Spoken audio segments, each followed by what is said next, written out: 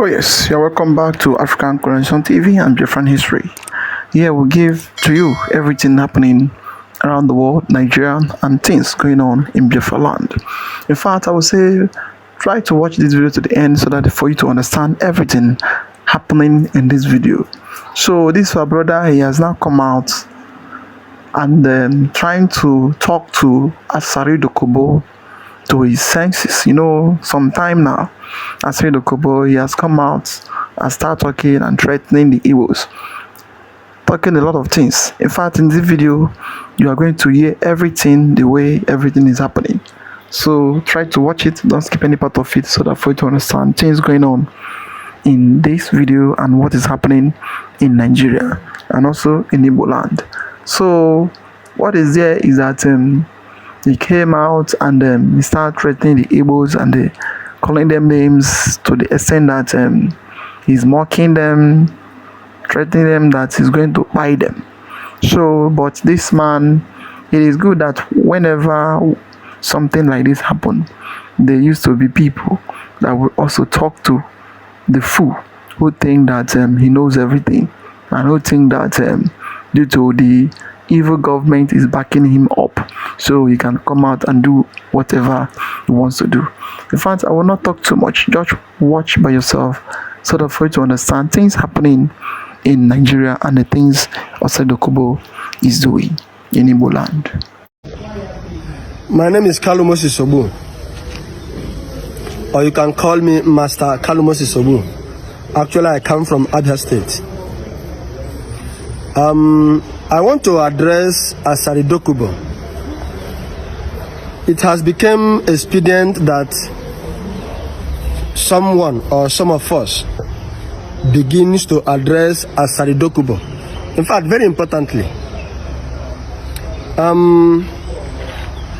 won't want to sound rather in anger or exactly the way it has been making me to become so disheartened.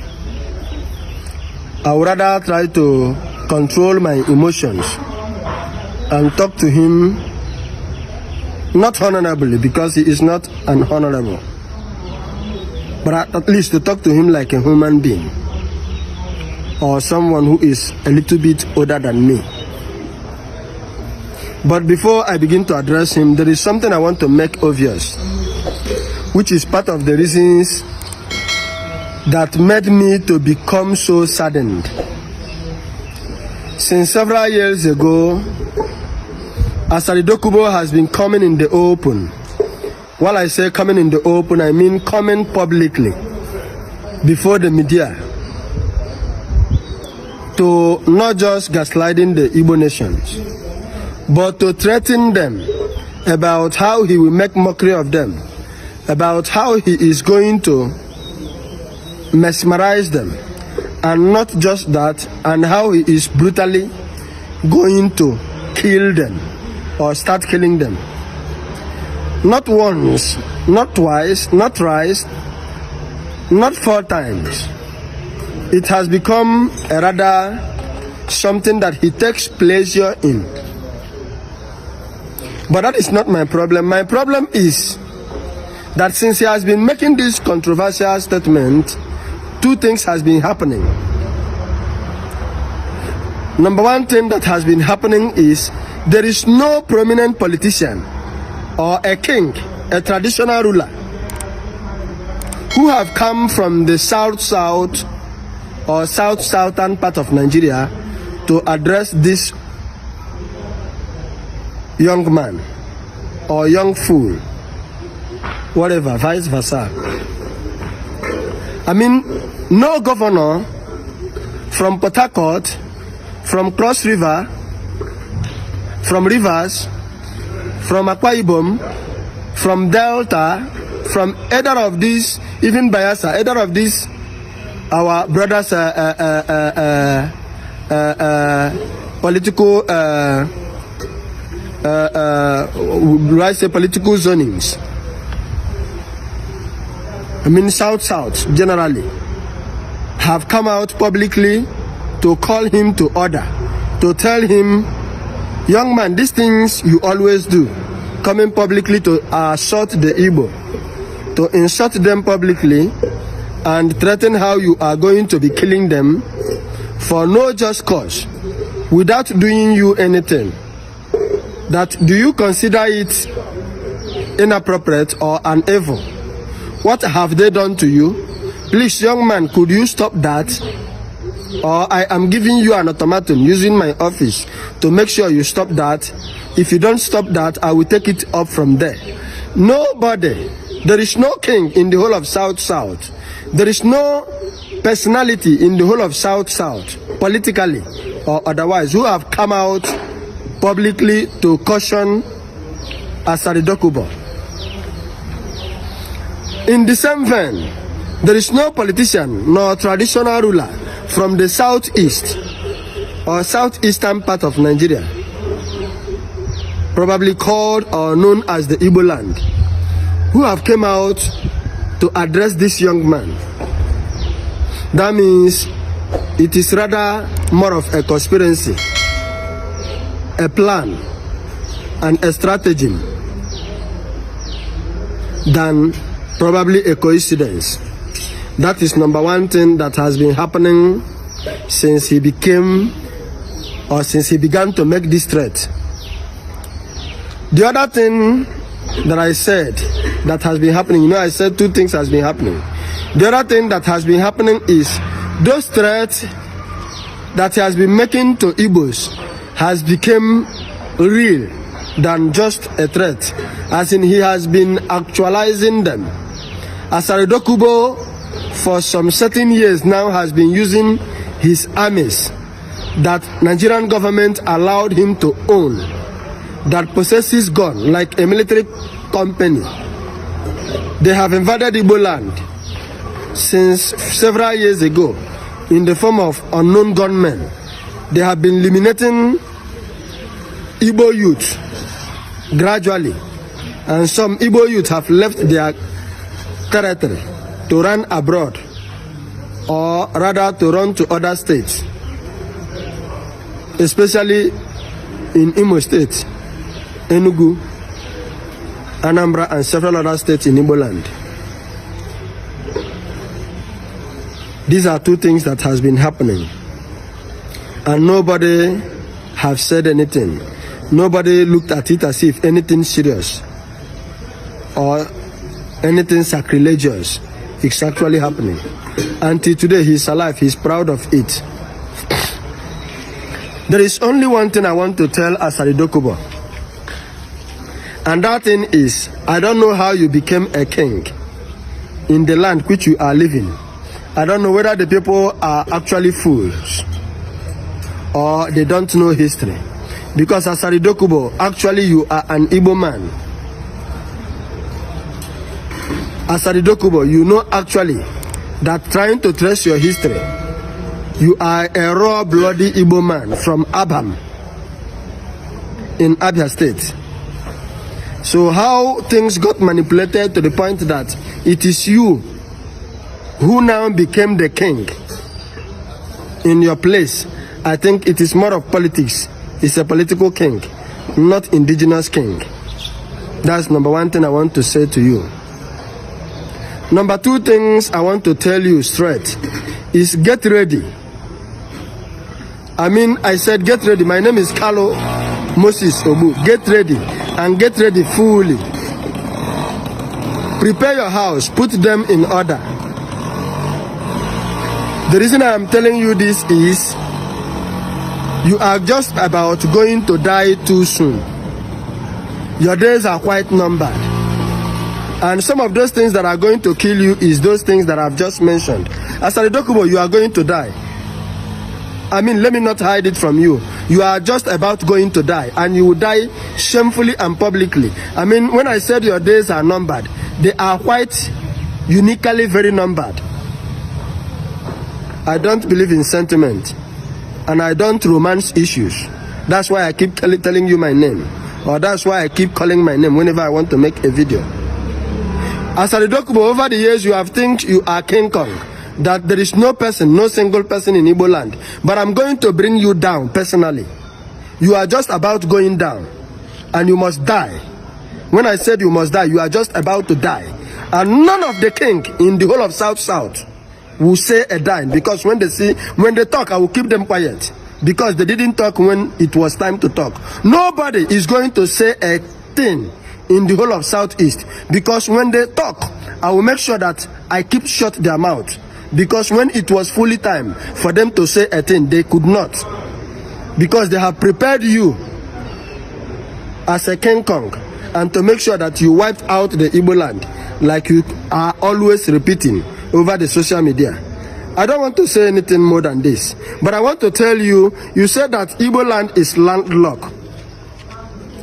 You claim that Igbo land is landlocked, and that the South are not part of Biafra. Now, I want to assume it is true, but go and look the map of Biafra outside South. You will find out that the South is like almost a zero curve or a C curve, surrounding the map of Biafra. So in essence, actually there is nothing like South. Even ordinarily in grammar, you cannot say South or Southern. An ordinary device that you are using to type that will correct you that there is nothing like South. But that your South is almost enclosed or surrounded, almost like a zero shape or a C shape, a closely C shape, surrounding the real Igbo land. So that means it is more or less a political drama rather than a reality. So there is no, if there is something like South, the South map as compared to the Igbo land map, Southeast, should be a thing of this one is standing like this and the other one is standing like that.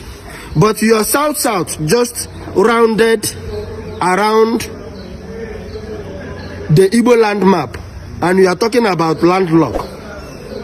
So stay one side. Let us see how the Igbo land is actually landlocked. So it's a systematic landlock rather than a realistic landlock. It's a political landlock rather than a landlock that is more real and more natural. But the bottom line is, I have just come to tell you, get ready, prepare your house, put everything in order. You must die, and you are going to die too soon. Thank you. Viewers, once again, welcome to my YouTube channel. As usual, I'll bring you the very best. It is no longer in news that the Secretary of the United States of America is in Nigeria, and this has sent serious worry to the Federal Republic of Nigeria. And now they have blamed Justice Omotosho why he didn't sentence Kanu to death by hanging or the other way around. And now a statement has come out by Sheikh Gumi that Nigerians are not treating criminals the way they should be treated. Sheikh Gumi calling Nnamdi Kanu a criminal, and the Federal Republic of Nigeria has counter-appealed the case of Nnamdi Kanu that he should be sentenced to death. Mr. Ralph, they said Shanu should be killed, that he deserves to be dead, that he's a terrorist. I think James Omotosho is supposed to be dead by now for wrongly, jailing an innocent man who actually predicted the uncontrollable, state or spate of insecurity across Nigeria. Number one. Two, Malami, the corrupt Attorney General, under his supervision, Kanu was illegally renditioned from Nairobi, Kenya. He, Abubakar Malami, is supposed to be dead, buried right now. Three, the man that invited insecurity in Nigeria, that's terrorism into this system, Muhammad Buhari, is supposed to be sentenced to death. He's supposed to be sentenced to death because he's the one that caused what is going on all around the country now. Muhammad Buhari is not supposed to be alive. Though they brought Oboroko telling us that was his body. We actually know he died in 2017. That's number 3 person. Gumi Sheikh is a terrorist. He's supposed to have been sentenced to death since they allow him going. Listen, the entire corrupt politicians of Nigeria, this country, are all supposed to be condemned. They are the one that has thrown Nigeria into this kind of excruciating condition we are going through. Nnamdi Kanu, if any one of them tries that, I think breaking of Nigeria that it seems so difficult or hard, it will be as simple as ABC. Let the trial. Let the try. It will be as simple as ABC. But let me tell you, They are bragging and they are showing off. They are showing on the gallery. They are trying to do their gara again. Because there are many things one could talk, but he could not do it. This is the part of country where things that are happening now, I know they happen anywhere in the world. Things that is happening now has never happened anywhere in the world.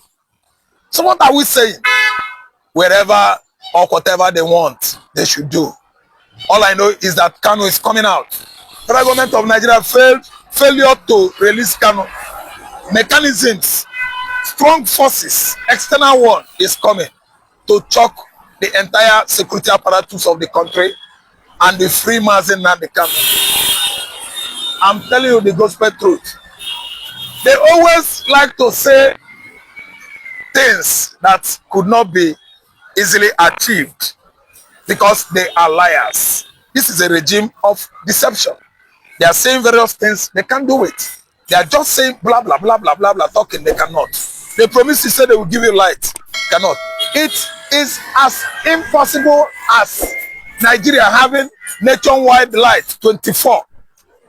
Power supply in Nigeria is equal to any court in Nigeria condemning Nnamdi Kanu to death. Condemning Nnamdi Kanu to death is just like making Nigeria a modern state whereby everybody is enjoying as if we are Americans. This is not achievable. They are coming out with this kind of statement. It is too late, of course, everybody knows. And they are trying to use it to intimidate all of us. We cannot be intimidated. It is not possible to intimidate us. The more they say this, the more Biafra emancipation, comes closer. Biafra can go any moment from now. We have gotten all that we have needed to at least put in place to set Biafra free. Forget about people who could just promise heaven and earth. They will not do it. That statement, whoever bring that suggestion is a coward. Why not condemning him last year? Condemn him in his presence. Condemn him while Igbo man is listening. These people are just saying many things that could not be possible in this part of the world. It is not possible. And if they try it, Somalia, as Kanu predicted, will still be better than Nigeria. And let me tell you, it is too late. Is Kanu the problem that Nigeria has? Let them try it now. See, if they wanted to do it, they shouldn't have. Come out and say it. If you want to do something, do it. Stop blowing the trumpet. Trumpet is a sign of cowardice.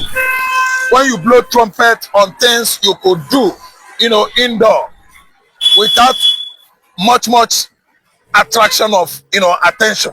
This one, the international communities, they have all known that this is their plan. So it is not tenable. It is not attainable. And it is impossible. Don't mind them. They are all mad people. Out of political psychophancy, they are talking rubbish. They are talking, saying something they could not do. They are not able or capable to put two fingers into the tiger's eyes. What a threat. Well said, Mr. Rafa. As usual, you've done the analysis. Now, a Biafran agitator has come out to ask a question. He said, is it this moment that the Biafran struggle is almost coming to a successful end? The world powers are interested. There is positivity around the world concerning the Biafra struggle. The Secretary of the United States is in Nigeria. And these people are making this move.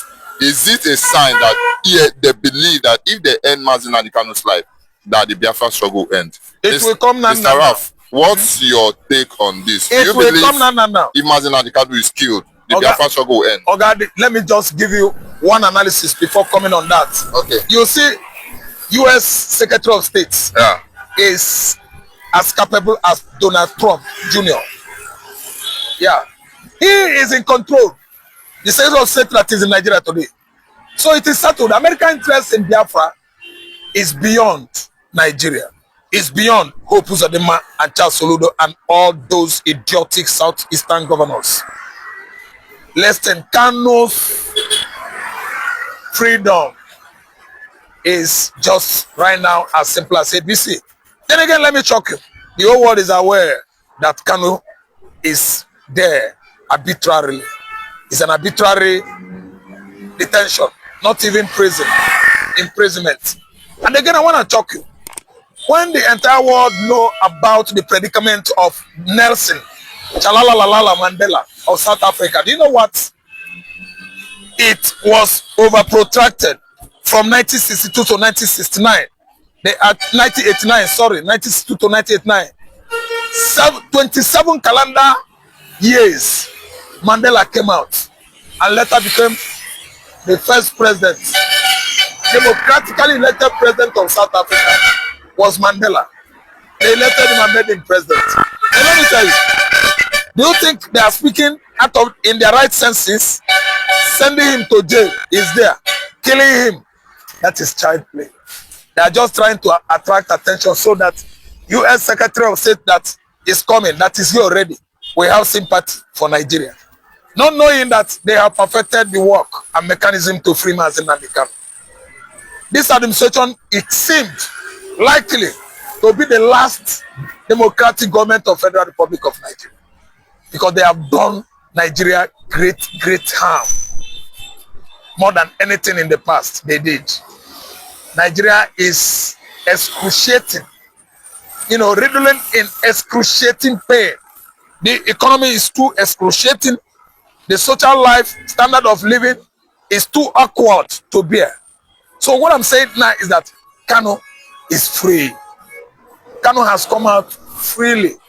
They are just coming with all manners of approach to attract international communities. What? Attention the more. Who deserves that? Among the whole predators, political predators, and all their religious pigs that call themselves religious leaders, with Nnamdi Kanu among them, who deserve death? They have loaded the gun and chopped themselves on the legs, on their feet. Nnamdi Kanu is free. He has been enjoying freedom. That's it. Well, sir, Mr. Raf, as usual, you've done super analysis. Now, what would you say concerning the statement? Sheikh Gumi has come out clearly to commend the federal government of Nigeria on the move to sentence Kanu to death. Now, he has said Nigerians have finally learned on how to treat terrorists. Sheikh Gumi is calling Nnamdi Kanu a terrorist, and this has sent serious tears to the eastern part of Nigeria. What would you have to say? This is a statement coming from Sheikh Gumi himself. Now, you see, Sheikh Gumi is a dead man walking. He's a corpse. His grave is already one corner. Because that urge, that evil spirit that infested his forefathers at Medina, Mecca, Saudi Arabia, has actually taken possession of him. Sheikh Gumi has been possessed by evil spirits, and he must go in. He must die. Sentencing Kanu death. They will sentence him to death. They would have sentenced Muhammad Buhari to death. They are supposed to have arrested Abubakar Malami and sentence him to death. If he comes out from detention, he's going to die. See, let me tell you, there are many of them who are financiers of terrorism in Nigeria. They have been condemned to death. No, I'm telling you the truth. This is what has played out in the realm of spirit and is coming to happen physically. They have all been sentenced to death, not Kanu. So let me tell you, this is what they prayed for, what they preferred, their expectation over that young man. They shall all go in. I use the word child because I know that God does not disappoint. It's a question of must. They will all go in. They will all go in. Are you listening to me? They have sentenced themselves, their soul, their spirit, their body to death, and they must manifest. Are you listening to me? So, do you think it is tenable? Do you think it is possible? They are coming out with irrelevant, statements and outbursts. Sheikh Gumi said Kanu deserves death. Fulani that find this all over the world, all over Nigeria. They must go down. Financiers of all the terror group in Nigeria, they must all be sentenced to death. We start from Sultan Osokoto, followed by Gumi. down to the last wicked governor in the southeastern Nigeria, who puts on the Machar Soludo, Peter Mba and Francis Nwafu. They will all be sentenced to death. Okay, we are just like in a football pitch, and we are watching the performances of the players. They have come out again with all their dramatic outbursts to divert attention. And let me tell you, those are diversionary statements to come up with another focal, let me say, object of discussion. Sentence a man that is fighting hard to free his people to death. Don't you see that Kanu's freedom has come? They are just saying it. That's the fact. Well said, Mr. Ralph. So finally, I would like you to talk about Simon Ekpa's case, because currently the appeal case is about to happen and a lot of reactions has come in currently. But there is a secret agenda currently, because in person of Bianco Ojukwu, she's set to travel to Finland again. But she's not invited for the appeal case. Now the Biafrans worldwide are planning for some group people to be present in the court of appeal. Mr. Ralph, what's your take on this, and what do you think is the agenda of Bianco Ojukwu? Appealing, he has won already, because if you ask me, I will tell you that the Finnish president, was about to grant him a presidential request, presidential pardon. That was on December, January. They rumored it, but they just, postponed it. So right now, Alex should do the needful, because the appeal must actually give Ekpa Njoko victory over Nigerian government. They can never jail Simon Ekpa. Simon Ekpa was of the point or opinion that each and every Nigerian should defend themselves, and which is obviously on course right now, suggested by the office of the presidency, that they should at least, everybody should defend themselves. In the north, in the southwest, and the southeastern Nigeria, we should defend ourselves. I don't know what to understand. So that was what Ekpa was doing. He was acting in self-defense. He was acting in self-defense. I don't know what to understand. Ekpa fought hard to defend Ebonyi State, Anambra, Enugu, the entire land of Igbo. Ekpa did not commit any act of terrorism. The people in government then started from Muhammad Buhari, invited terrorism into Nigerian system.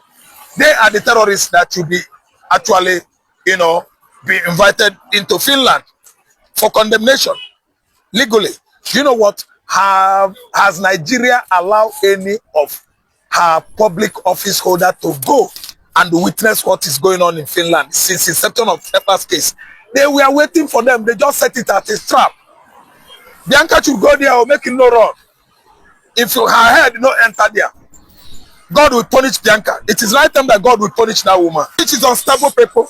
The British actually invaded African continent, stole, took away our gold, our crude oil, our diamond. Everything that Africa has today is in Western Europe, spearheaded by Britain. Britain is a criminal country.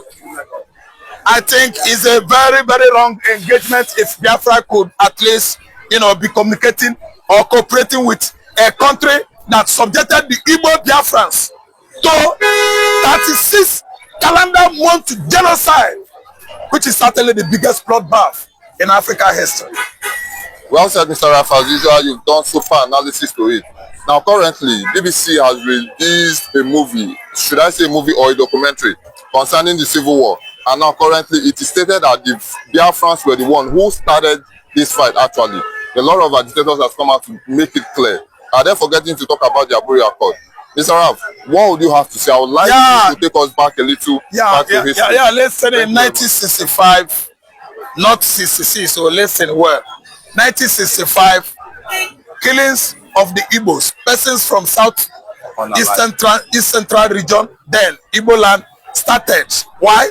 Because they are largely Christians.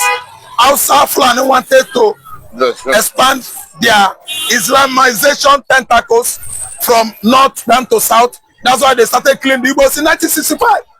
What started the crying in 1966 was Hirosh's coup. No. Kaduna Zogu, Ifajuna, Hassan Castina coup. After the coup was successful, they now conspired using BBC to tell the entire Nigerians that the Igbos started the coup. While the coup, we have the largest people in number, Yoruba, Hausa, and Fulani, and other minor tribes. The Igbos are only 3. As if that wasn't enough, a man, a Nigerian soldier there, wrote a book recently, launched his book, memoir, in the person of Badamosi Ibrahim Babangida. He stipulated reasons why they should not be calling it Igbo coup. It was a coup staged by Nigerians, not Igbo coup. Oh yes. You all have heard everything, the way things is happening in this country.